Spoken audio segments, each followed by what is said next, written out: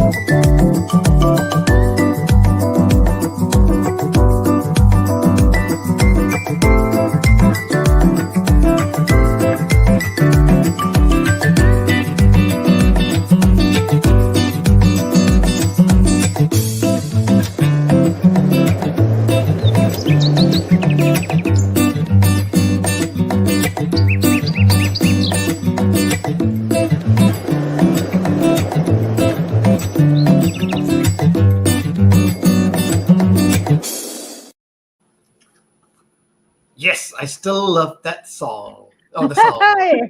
Yeah. Every week, it's Uh-huh. my upper when I hear the video because we chose that song, right? And it That's was right. like, yes, yeah. Hi, Yes. Ashok. Hello, everyone. Welcome to this week's show. It's week 2 in February. Hey, It the is, isn't it? days and the Wow. weeks pass so fast. It's episode 6 for season 2 in Wow. 2023. That's And nice. yeah, and we've been having some awesome guests, and Yes. I'm very excited about the conversation that we're going to have with today's guest. And Okay.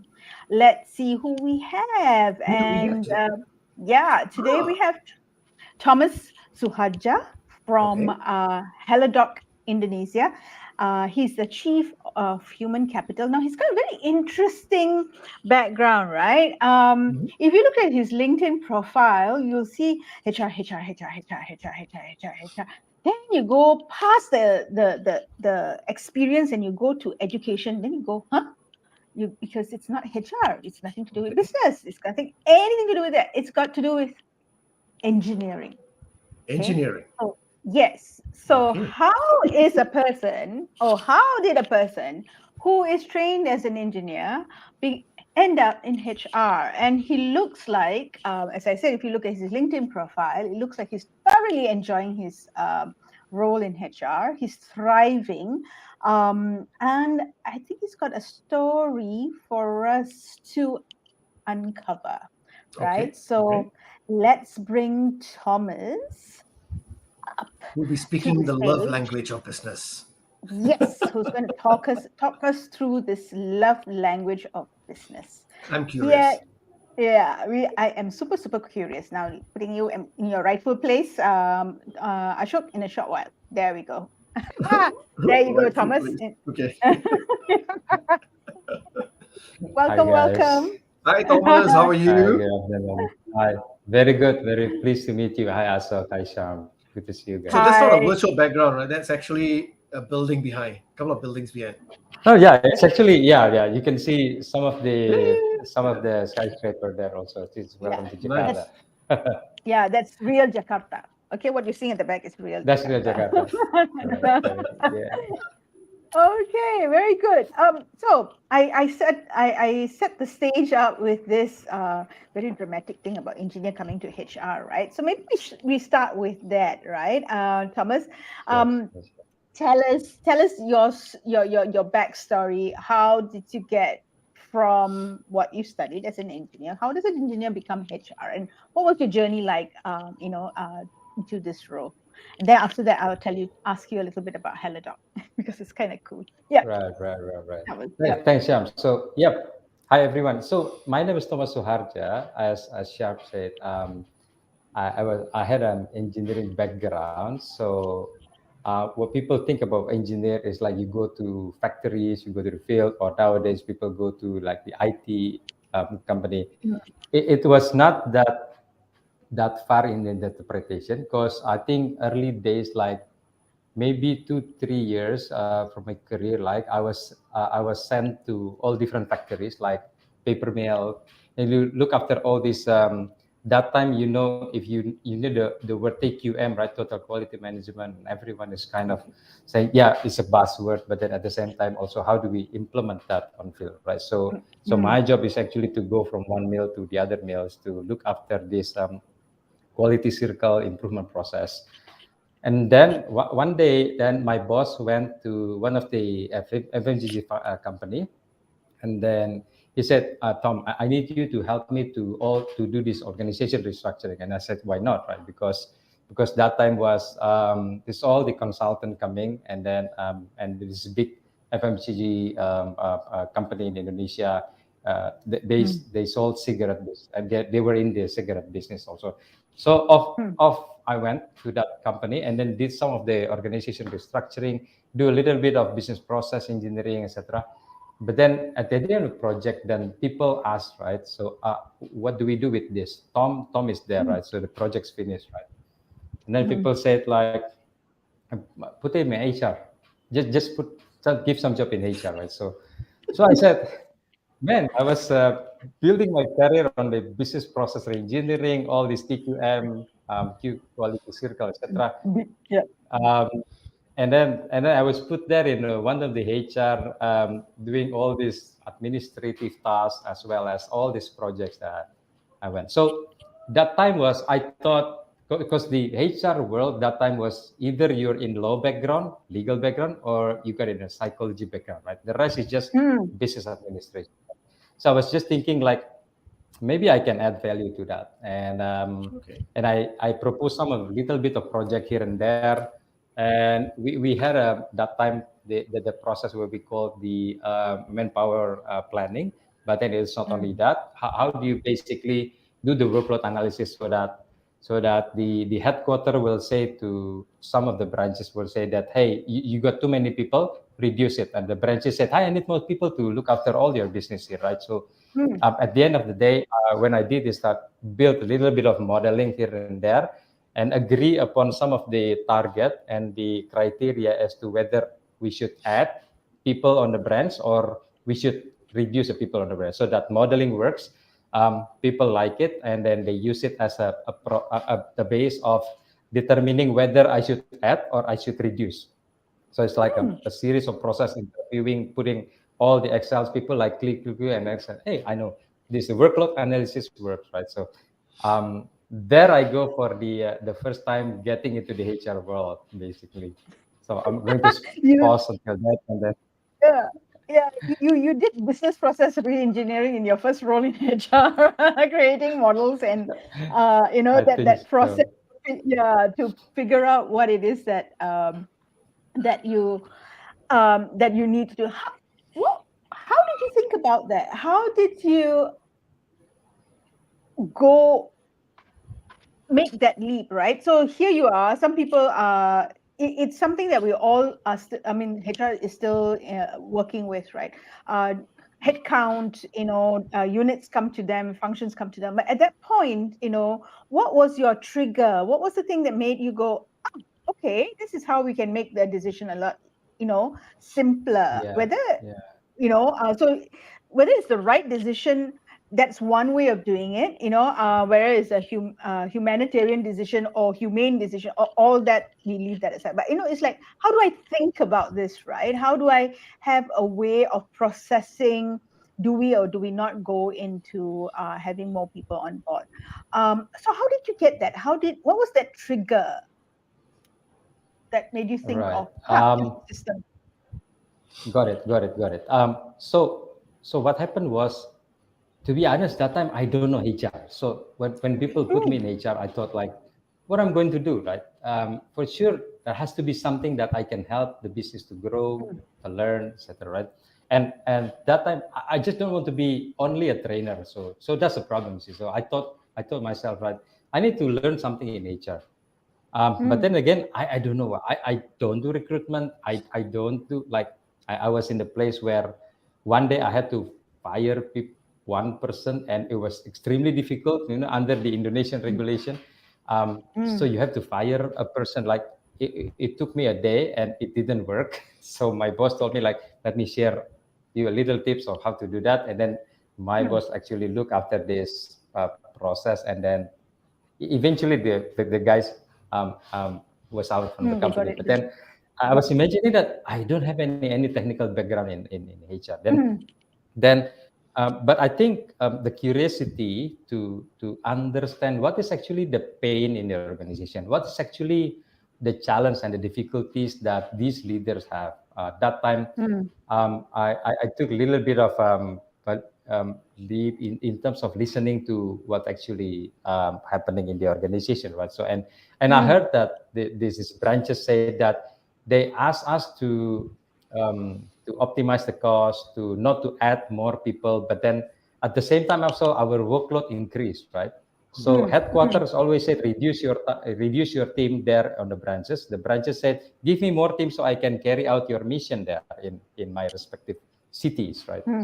So I was just thinking that how about having a workload analysis that helps both in agreement to whatever the methods that they go for this stuff. And I choose a simple methods of workload analysis related to um, um, um, man hour, the workload, etc. Right? And then people said, yeah, I agree with that. So if this turn out to be that they need more people, I agree with this model that you need to recruit.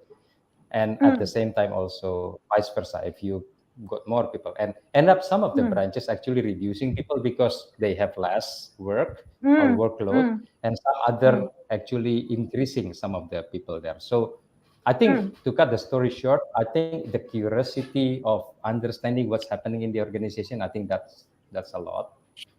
Yeah, yeah, I've got and some. sure, go, Ashok. No, don't let me disrupt your thought. I've got my questions ready, but Okay. So what you did, if I were to decode it, was to bridge. You bridged what HR's role, or what was the objective or outcome of the task that was given to you that you needed to do, and you bridged that by understanding what the other party was going through, right? So it's you made it more than you made it go beyond this. I need to look at workload, I need to look at number of employees, and I need to either streamline, cut down, whatever. So that's like the very, very core of it. But you bridge that by saying, okay, let me now listen to what that pain is, right? And what you said was very, very telling. Because of that bridge, um, you got the buy-in quite easily. That's one I see, right? Number two is you got people using that model to make that decision without having HR to make that decision for them, right? They were looking at the model and saying, okay, am I efficient as a unit? Am I efficient, right? And what do I need to do depending on workload, depending on what's expected of me and things like that. What and you and as you're talking using what we call the language of business, right? You're not using the HR language, you're not using the terms that we're familiar with because we are in HR and learning and development. You're not using that, you're using the word the language of business. Can you help our viewers understand, and you termed this when we had our pre-meeting pre-show chat. You said we need to speak the language of business. What to you is the language of business? Sure. I think my definition is that whatever the business are interacting, business people are interacting every day.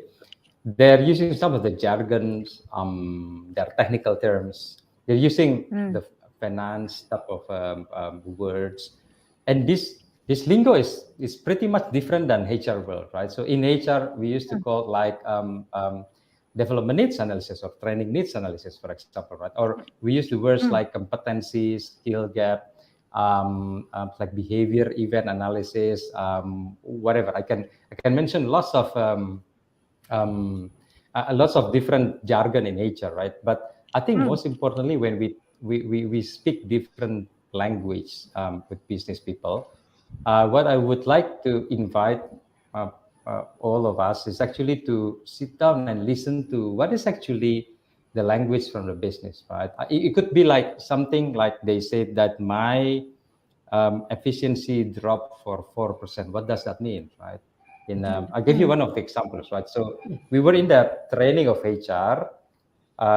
We would want to go to the effective business partnering. So like in HR, we used to conduct this type of training, right? So I was sitting at a seminar. It's called by one of the Dave Ulrich team, right? I think you guys know about it, right? So Dave Ulrich helped the HR shape the organization and the skill in HR to be able to become an effective business partner. So one of the speakers says it like, so you guys are HR business partner, right? So we said, yeah, we're the HR business partner, right? Okay. So he pointed out one of the participants said, so you're the HR business partner? Yes, I'm the HR business partner. So okay, so what is the stock price yesterday? And then I said, do we have to know that? And then why didn't you know? And then he said, why we don't know? And then we were discussing that it was like, so that time it's on the internet. So we opened that this USD. They said, you guys don't know the price, the stock price of your company, and you said you're the HR business partner. Do you know the pain or the headache that your CSO has at night, that he couldn't sleep because of the stock price going down, and you still think of HR and implementing the strategic HR and implementing all the program of HR for your company? I said, that's a quite a revelation for me, because we don't speak the language of business, and therefore we were disconnected from them. Right. And- Sorry. You're going to say something, Sham, again? No, I'm so very excited because, Thomas, I really love what you're sharing, because the way I see it, right, you had an engineering background, which, if I'm to say, is a very process-driven background, right? And then you got thrown into HR.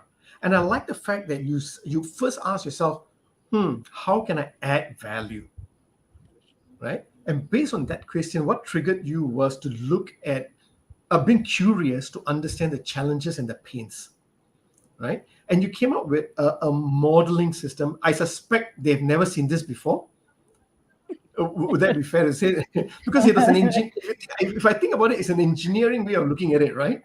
So you came up with a modeling that made sense from a HR point of view, because it's still about the finance, about moving people around and all of that, and seeing where, okay, what is the productivity level, what's the impact level, based on the numbers I have, the finance, does it make sense?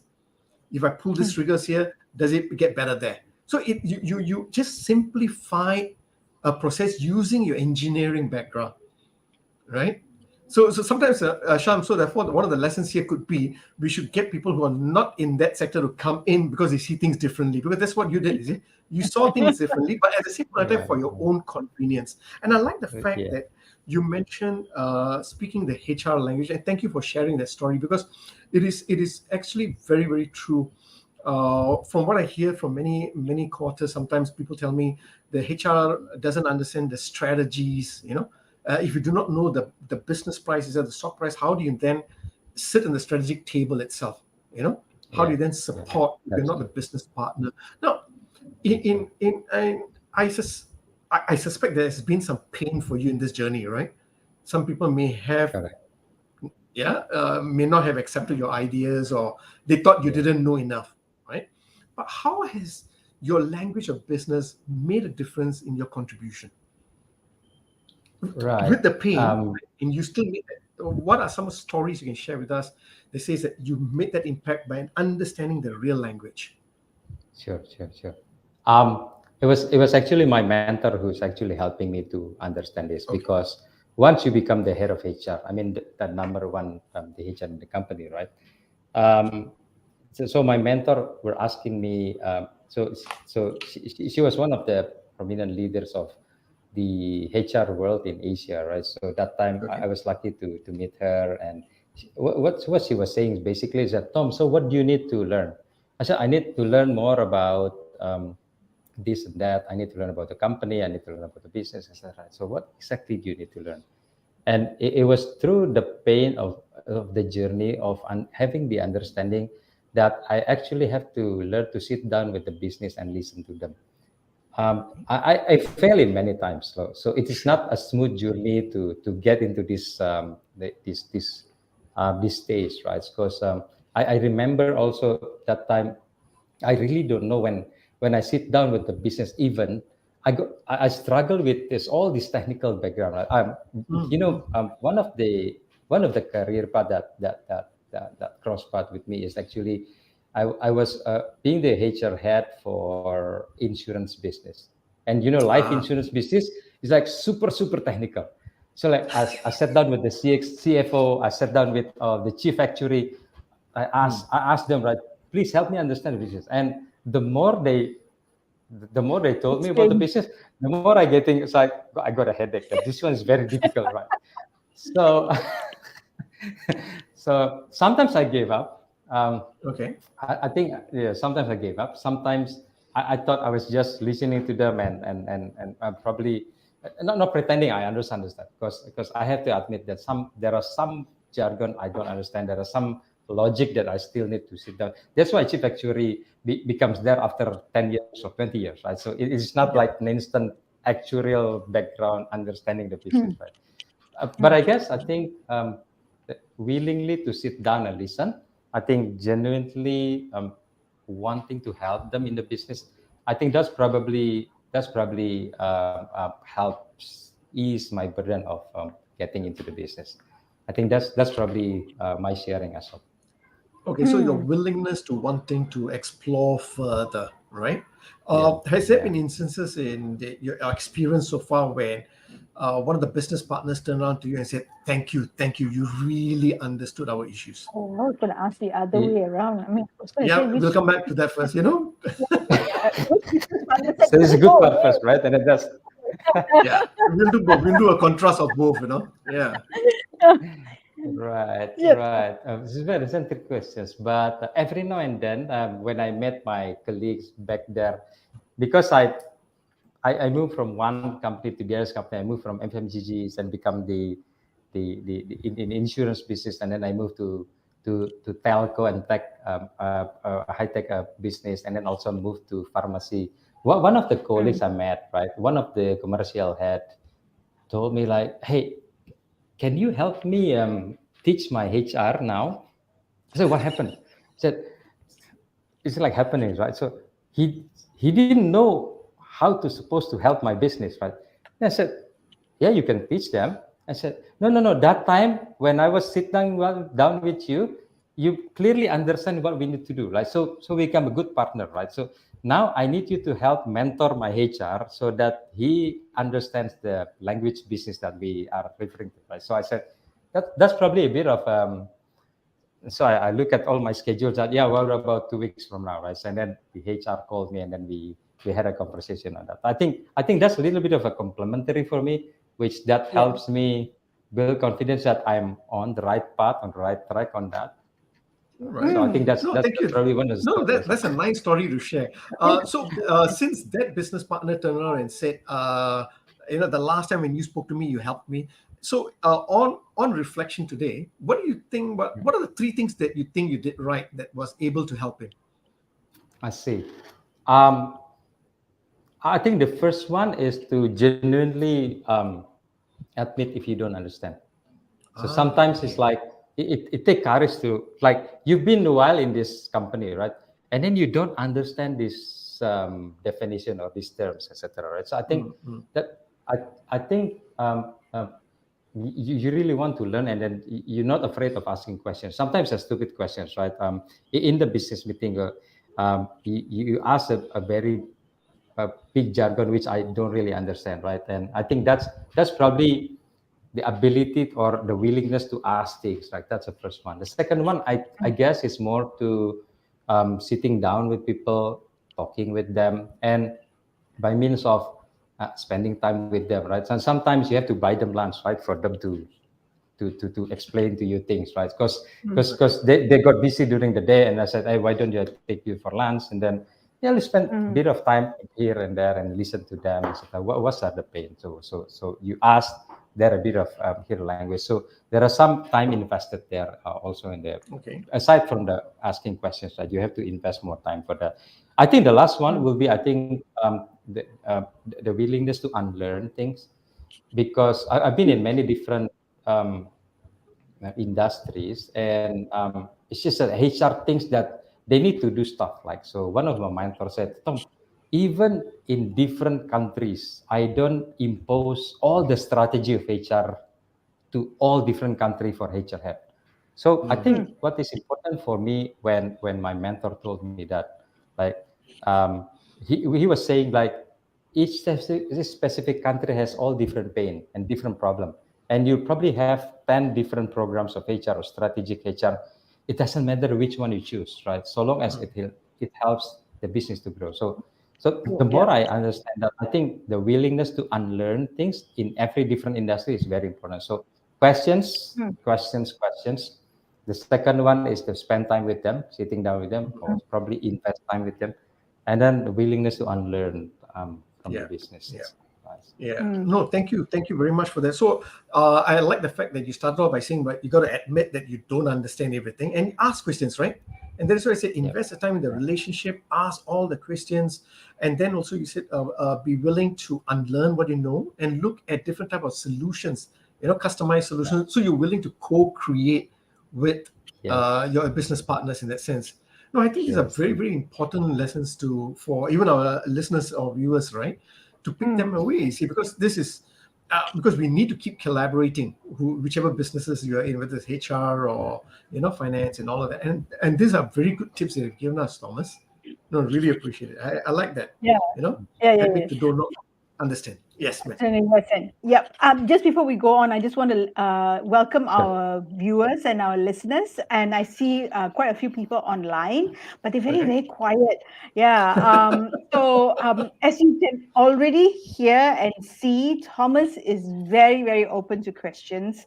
Like he's got a curiosity for things, right? So if you have those questions, if you want to challenge him, or you have a comment to make, please drop it on the comments box, and we Yes. will feed that to Thomas. Right.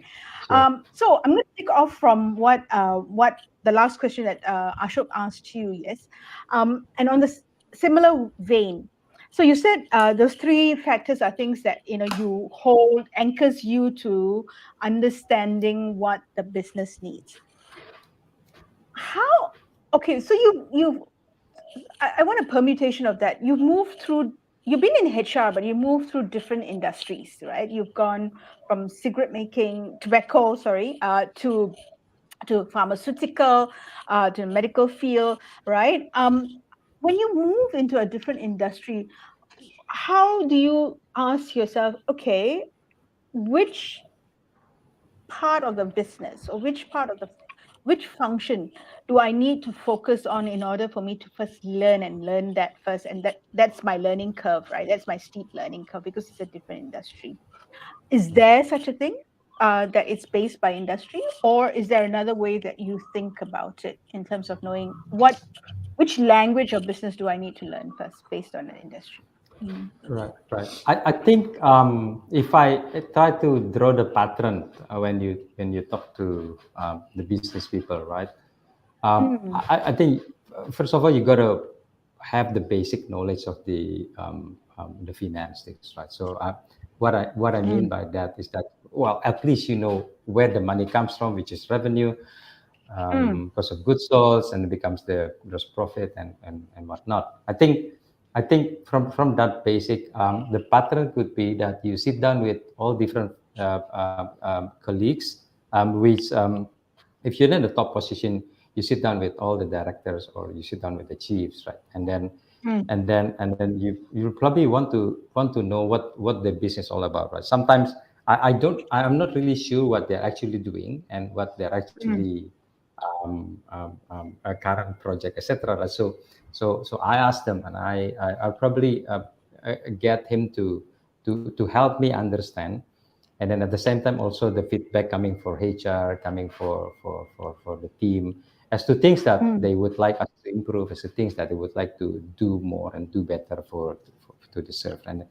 And then for sure, CFO will be my number one target for me to start Mm, with, because they are the one who actually enlightened me on all these numbers, etc. Because most of the aha moment coming from them and coming from the mm, finance guy. When finance guy told me, Tom, you look at this number and this number, how does that tell you? I said, okay, mm, productivity. That's right. And I think one of the theme that, like Asha mentioned, like efficiency, productivity. I think that's probably the connection language that we want to build for the business, and eventually building more organization effectiveness, mm, organization capabilities that you need to help them to grow.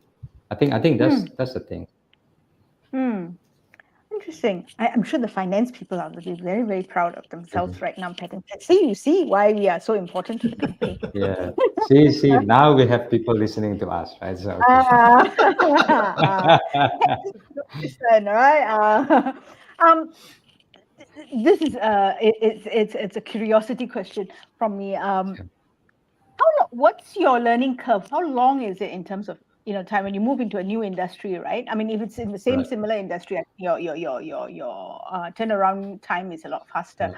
Right. But what typically is your investing time? So it's that period of you learning before you are Right. performing, right?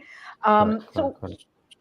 what was it when you first started, and what is it now? Has it changed? Just out of curiosity. So I'm not saying that it was there starting and then you take off, right? So it's like, Ah, of course, mm, 20 years more of experience moving from different industry and down in the startup business. I think that helps.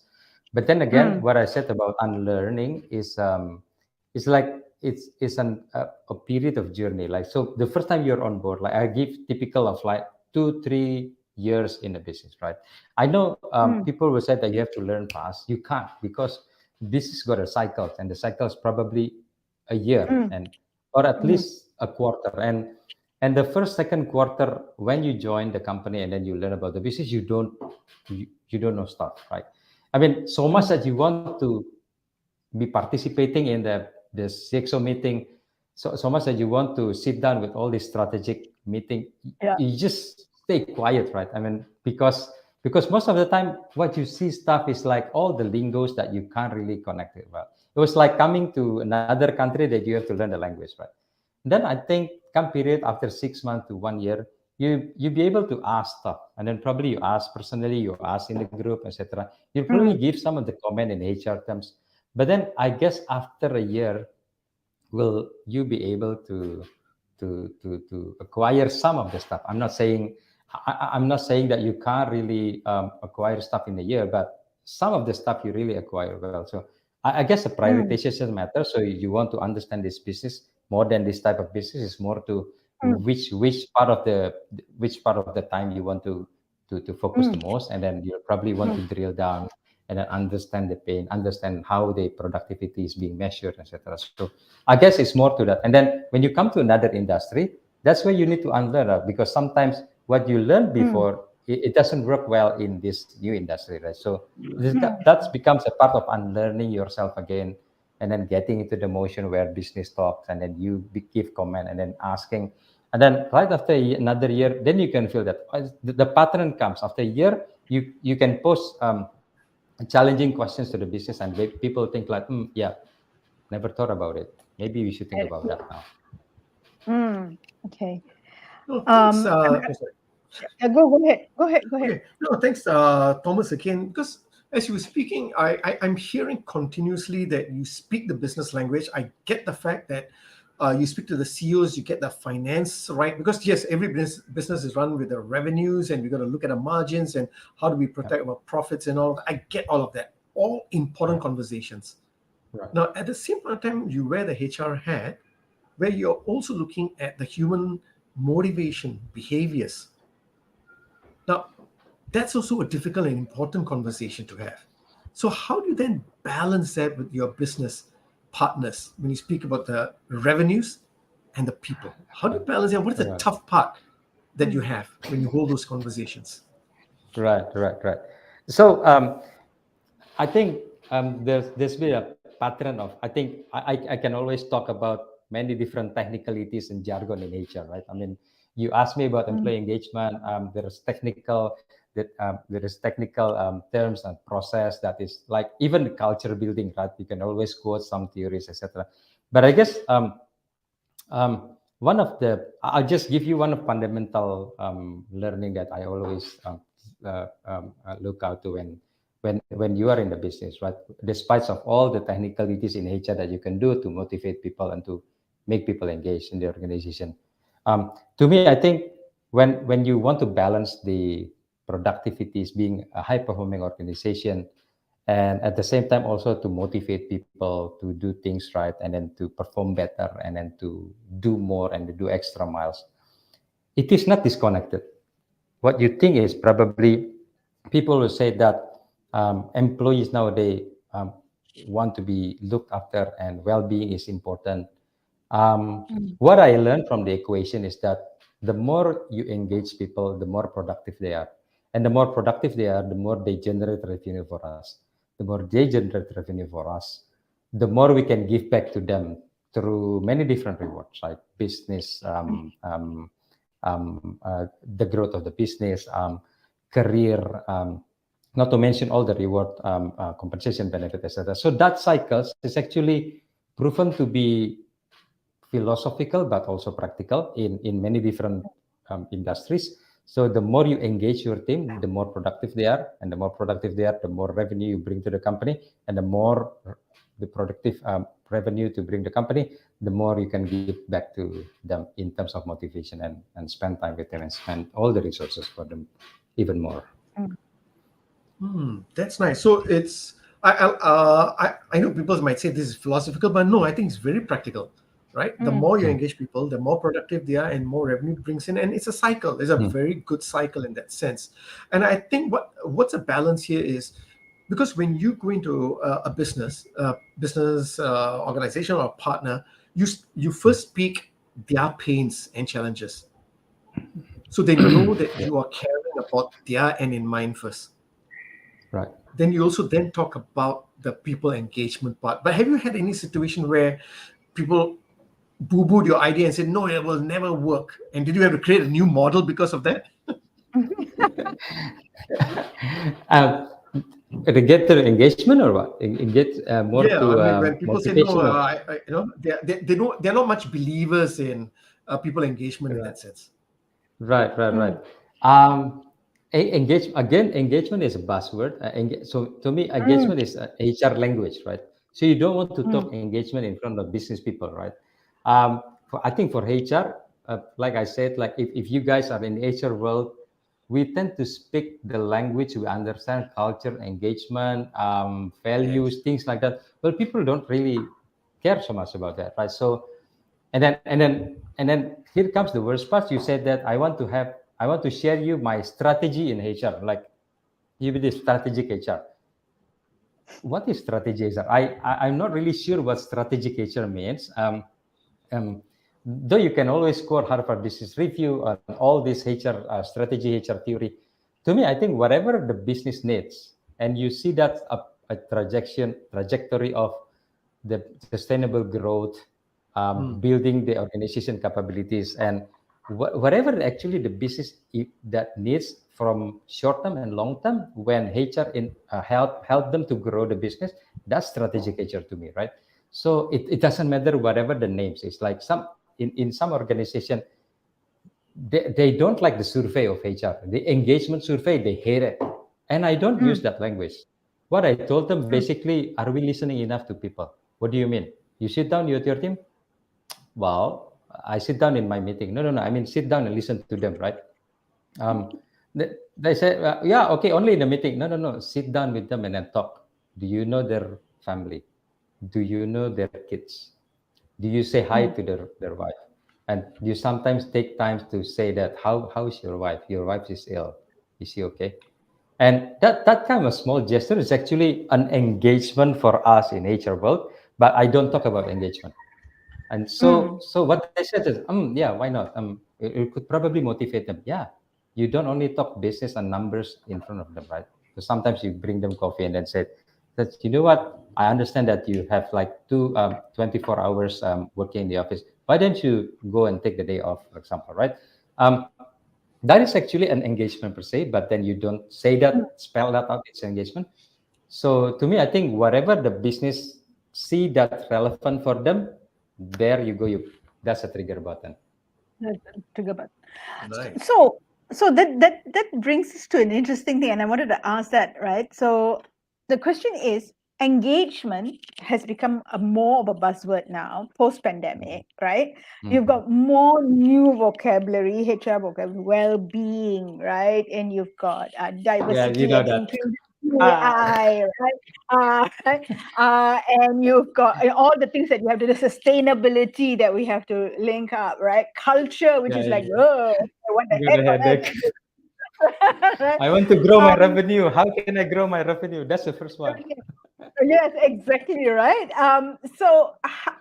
So is there more acceptance of this kind of HR language in the business, or I think HR has to wake up the idea that you need to still speak the business language, all right? Mm, mm, Because it is almost like two different worlds in an organization. I mean, there's the mm. HR world, and then there's the business world, right? Right. What's your feel on what's happening in the ground? Because I mean, sometimes we get too, as practitioners, sometimes we get a bit excited about the fact that, oh, now people are talking about, all these terms, and it's more commonplace right now, right? It's our turn to make it the business language, right? Or language of business we're part of, right?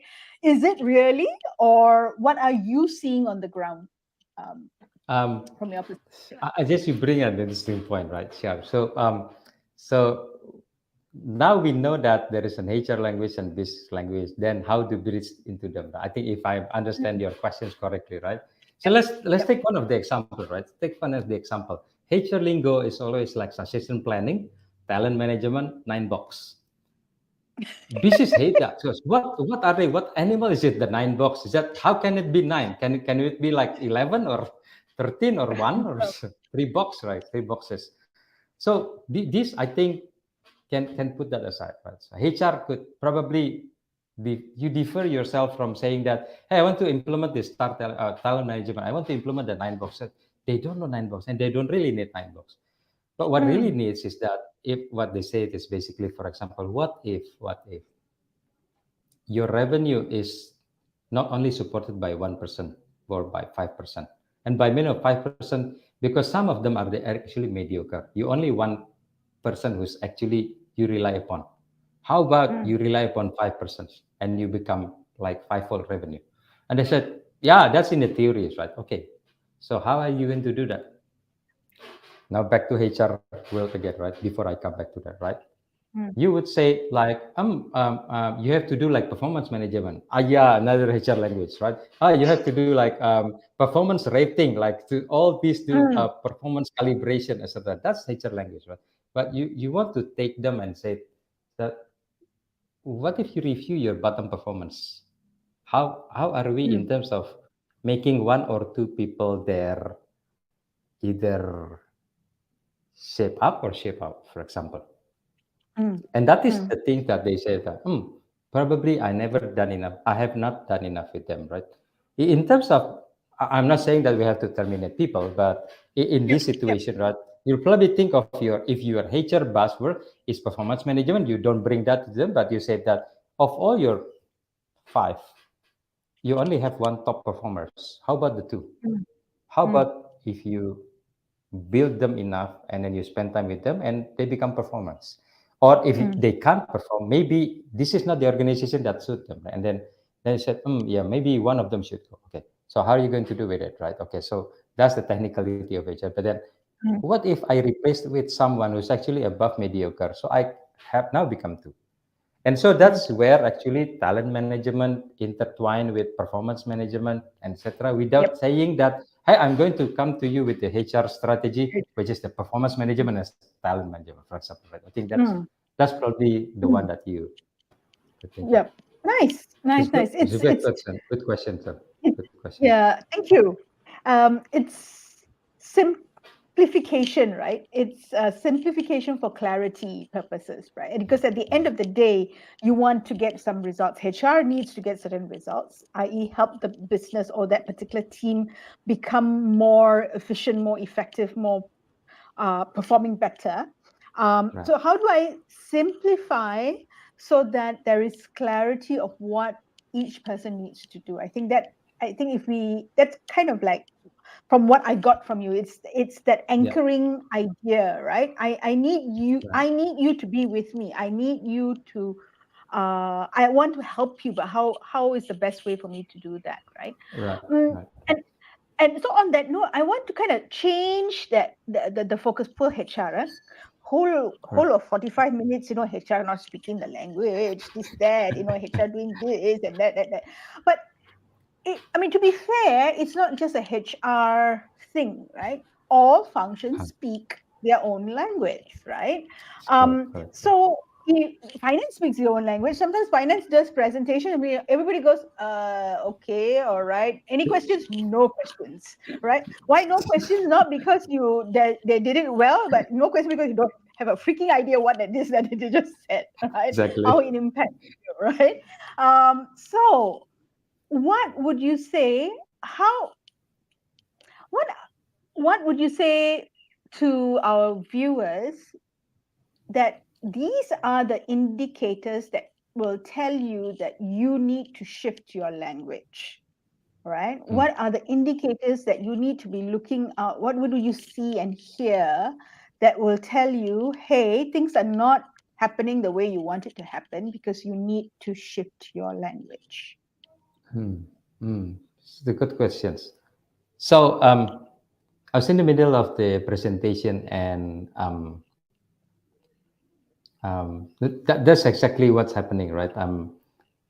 In that presentation, I had a debate and challenge with all these CXO, right? I can always say that my 30 minutes presentation meeting, the proposal did not go well and it didn't went through. So what happened was it didn't go out through as I expected, and Mm, and as simple as because lots of proposal coming, and this is I'm speaking of from my experience, right? Lots of mm, proposals are coming here and there.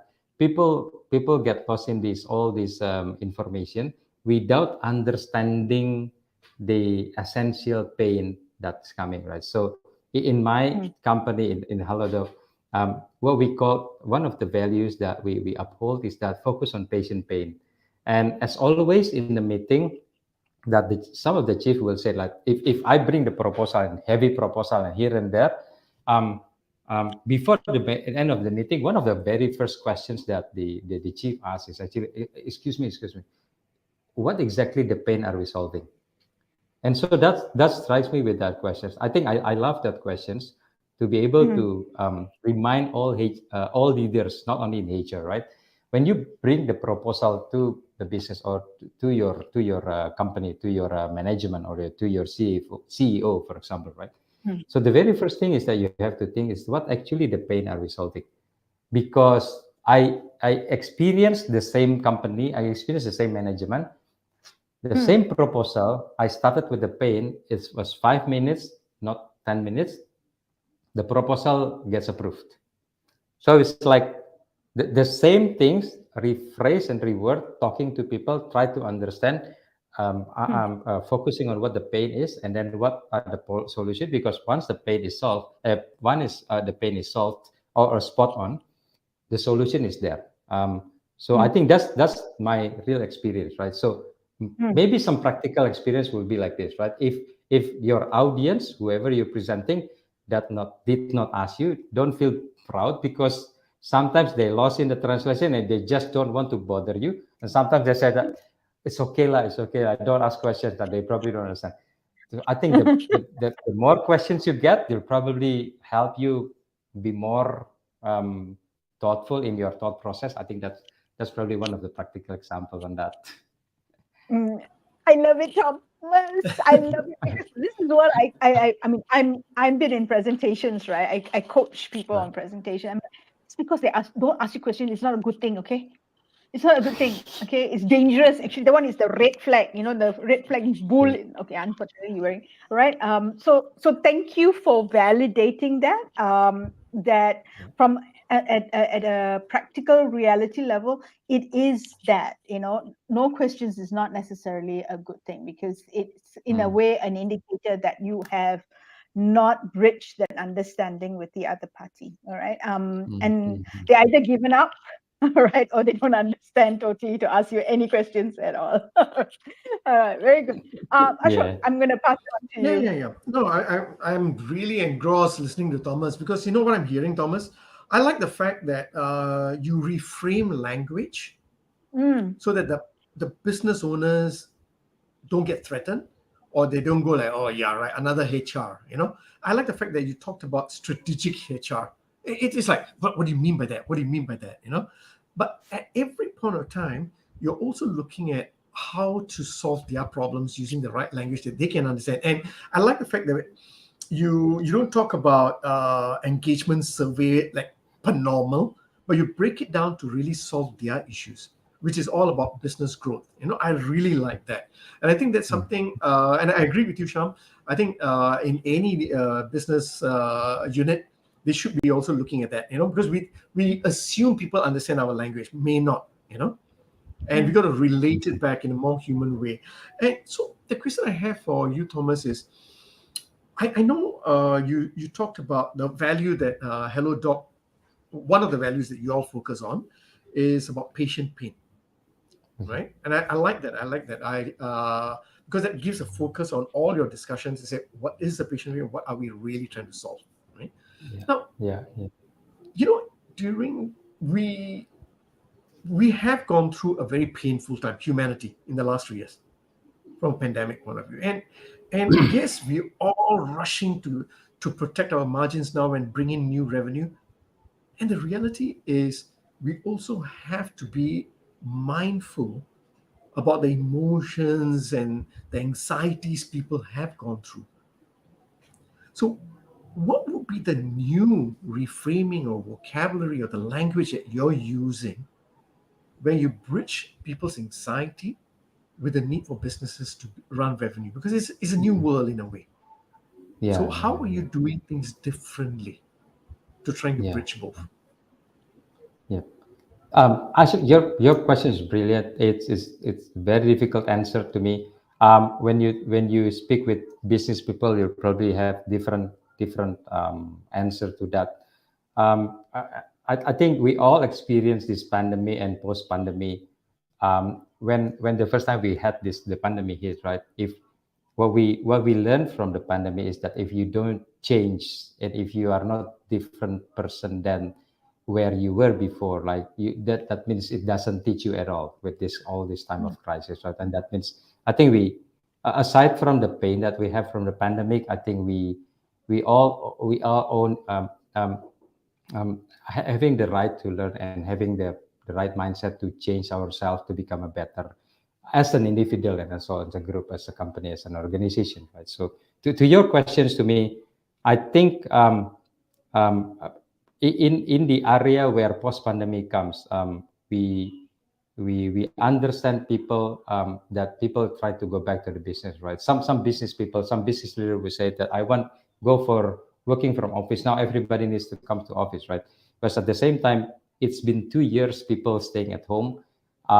They are very comfortable with staying there. Well, of course, some wants to go for dinner and parties, but most of the time people stay at home. They're very comfortable with the concept of the nuance of working from home, right? Say if this is the case, for example, right, bridging people anxieties and what the business is, um, I would say that again, when the engagement sparks, you know that people could go more productive on that, right? But business people will think like, let's bring everyone back to the office, right? I understand. I think that's a business needs to it, right? But then if we are the HR and we want to help the business to grow, right? I think the questions we go, right, is there any other way that we grow the business and have the alternative of helping them more productive in their current situations? And then I will probably see speaking so many HR leaders, consultants, looking at some of the data, that I come to see the point where hybrid work model comes in, and then I think it's more to structure working from home versus structured working in office, right? Some people stay at home just because they don't want to commute. Like in Bangalore, I've seen our team, like because Halodoc has got the operation there in Bangalore. So most of the people coming from the office like 1 hour to 2 hours because of the traffic. Right? Even that in Jakarta also, right? So what you need to be more empathic in saying that maybe there's a time where you be more productive when you're staying at home and do all those soft tasks and the meeting, and you come back to your family and then um, interacting with them, right? But at the same time also, we know that interaction in the office is really needed. Like I've been in many different instances where Haldot has got lots of different executives. One is in India, one is in Australia, one is in Bali, and every now and then we meet each other and say that, hey, we need to solve these tons of issues that we need to solve together, right? And I realized that when we meet each other and being having a meeting in person, face to face, like probably if you think the meeting will be like 1 hour, 2 hours, it resolves in less than 1 hour because in the interaction you can see the gestures, you can see that, yeah, why not, why this, etc. Right? So to me, I think the hybrid model works in this situation, right? So I hope that all the business leaders understand that yes, you want the productivity, yes, you want to deliver your revenue.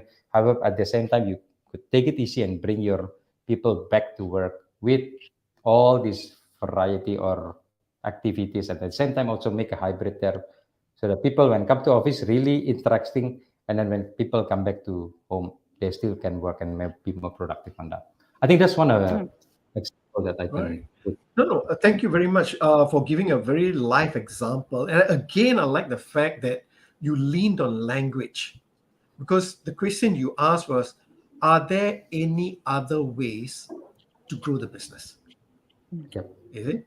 And that was your starting point of asking that question again. Remember early on, you said, yes, you admit to not know everything. You ask the right questions, you invest in interacting, and the willingness to unlearn. And I think you displayed that again in the post-pandemic conversation that you're having with business partners. Because your most important question is, are there any other ways to grow the business? That gets everyone to think. And then let's look at the pain points. Are people commuting too much? Is it not being productive? Are there better ways of doing this while we still grow the business? That means you're still keeping your eyes on the revenue, and at the same time bridging that human motivation to bridge that. So it's beautiful. The right questions you're asking again. Without bringing in the HR aspect. But there's something very interesting you mentioned. I think it's something for us to all to learn also, because you said if you don't learn from the pain that you've gone through, then you're not actually growing. You need to learn and grow.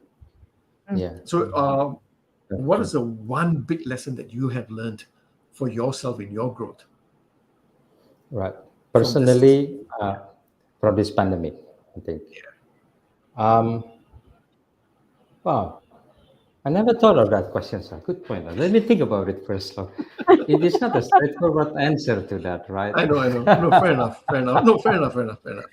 I know I threw that on you because you said something very important, because I totally believe what you said. There's something for us. We may not have the answer today, but I think you made us think, Thomas, even all our audience who are logging in, what is the one thing that we have learned through this pain in the last 3 years?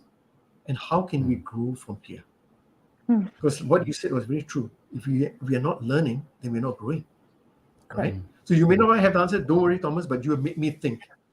You have made me think too, and you made all our viewers think. What is the lesson that we have learned? What's the pain that we've gone through? What's the lesson we've learned from pain? Nice, Christian. Exactly. Nice. I will probably put one of the examples of probably my simple examples on Sure. this journey, right? I've never been in the startup business and the startup company, right? And in the startup company, it's all very dynamic, right? What I learned from them during the pandemic is that while people staying at home, like locking themselves because they're so afraid getting COVID, right? And obviously, I'm not making fun of it, but these people, they in Halal, right? They went out and charged and then help people to go on the field and help bring back the health of the nation, right? So what I'm proud is working in this company is like people during the pandemic, and when people think that you're staying at home, most of us is actually going on field. Like we do like a drive-through PCR test the COVID testing. So it's like the first time there in the country where people can experience that you can go for PCR test in the car. It's like a drive-through McDonald's, getting into there and Right. then you got PCR test, and then maybe a few hours or after a day you get a result, etc., without going into the clinic, right? And that, Mm. to me, I think as simple as saying that, oh yeah, you're combining things. Yeah, McDonald's has got the drive-through also, right? I mean, I'm sorry, I'm saying that lots of people got the drive-through, but you combine this COVID testing, and later on the Ministry of Health also approves the idea of having the vaccinated drive-through vaccine event or venue, right? So people don't need to come to the on the health institution or like hospital or clinics to just to Yep. get the PCR test or to get these vaccine. What I learned is actually you you you give yourself for others, and I think that's the beauty of having this pain, and you got to see people go outside and just being able to serve them, and then not thinking Mm. about yourself. I think that's probably the greatest learning that I have from this pandemics, and Nice. I take that away for myself, Or looking as an into that. inspiration. Huh? Wow, thank you very much for that, Thomas. No, Very, really, you were very inspired by the selfless giving of people. You know, Yeah, nice, yeah. nice. Yes, Sham, your last I questions for Thomas. I know we are 1 minute no, past. no, I'm not gonna. I'm gonna leave it at here at this page because I think this is a proper Okay, place good. to stop Thank you. and leave our viewers with that story that Thomas just shared with us about his takeaway from and his learning for the last from the last 2 years. Thomas, thank you very much for spending your 1 hour Thank you with for us, having me. for preparing for. It was a hour of a lot of nuggets, and I think Yeah, you've given us concepts and frameworks to think about and to even implement because they're not difficult; they're simple enough. So the last thing that I'd like to ask you or to leave with us is that if there's one thing that can get us started in thinking and speaking the language of business, what would be that first single step that we should take? I would come back to my learning, which is unlearning, because Mm. that unlearning is the very first start when you want to sit down with a business and speak their language. Sometimes you have the right to say that I've been in HR for 20 years of experience, and you probably have a different function and say that I've been 20 years in finance. I'm the legal counsel for 25 years, but it doesn't matter. When you want to help the business to grow and to be more sustained, all you need to do is to selflessly unlearn, and then sit down with them and understand what is actually the pain that they have, and I think that's where the connection starts. I think that's about it. All right. nice. Thank you so Thank much, you. Thomas. We're going to say goodbye here, and once again, thank you very, very much for saying yes to us. I am Pleasure. very, very Pleasure. happy. All right. Thanks, Thomas. Pleasure. Bye bye. See you. See you. Thank you very Bye. much, Thomas. Thank you. See you, sir. Wow. Thank you, Sean. Thank you Thank you. also. Oh, that was power. Yep. Tell I me love about what he it. said. Yeah, Yep. selflessly unlearn to Mm-hmm. understand the pain of the business. Yep. That's a Yep. powerful quote, man. You know, and I Yeah. like the fact that the way he approaches it, admit that he don't understand everything, ask a question, invest time to interact, understand, and the willingness to unlearn and co-create solutions. Mm. You know, and he reframed languages very well. Strategic HR. No, it's very good. It's very good. I Yeah, like yeah. that. I like that. To me, all it's the whole 1 hour has just reinforced the fact that Thomas is an engineer at heart.